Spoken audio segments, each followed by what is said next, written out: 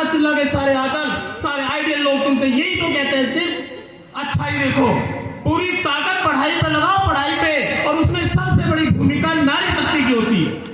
पिताजी बाहर होते हैं, मजदूरी करते हैं, मजदूर में भी पढ़ाई लगाओ आप लोग। मैं आप समाज से हाथ जोड़ के गुजारिश करना चाहूंगा, पढ़ाई में भी ज्यादा से ज्यादा बेटियों को पढ़ाओ, पढ़ाई में भी व्यावसायिक शिक्षा दिलाओ, कानून की शिक्षा दिलाओ।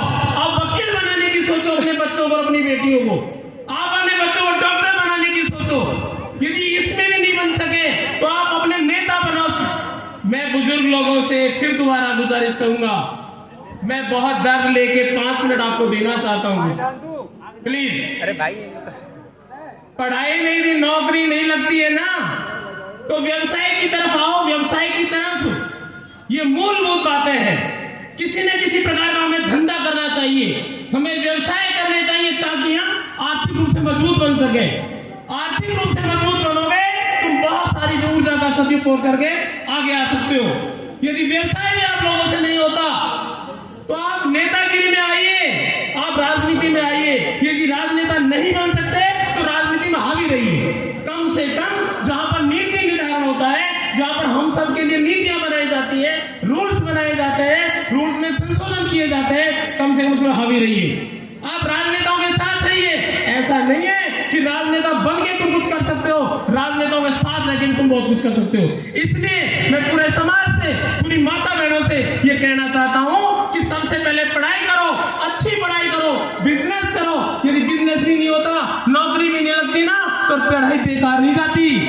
मैं 2 सब्जेक्टों में मास्टर हूं, 17 साल एजुकेशन में रहा, उसके बाद सफल नहीं हुआ तो यहां सफल हो गया। पढ़ाई कभी बेकार नहीं जाती। पढ़ाई तुम्हें वो धन देती है जो कहीं नहीं मिलेगा। व्यवसाय पे आओ, नेतागिरी में आओ, नेतागिरी नहीं कर सकते तो नेतागिरी में हावी रहो। उसके बाद बात आती है संविधान की। मैं आप सबका ध्यान एक इस तरफ आकर्षित इसलिए करना चाहता हूं, हमारा ध्यान, हमारा ग्रंथ गीता नहीं है, रामायण नहीं है, महाभारत नहीं है, हमारा ग्रंथ है ना तो संविधान है।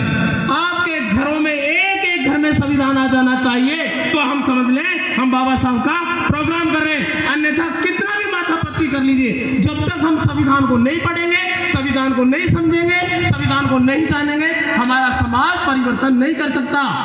इसलिए सभी बुजुर्गों के दिमाग में संविधान आना चाहिए। हमें पता होना चाहिए कि हमारे साथ यदि गलत होता है तो क्यों होता है, उसका क्या निराकरण है, हम उसका उपाय क्या कर सकते हैं, हम अपनी बात को कहां कह सकते हैं।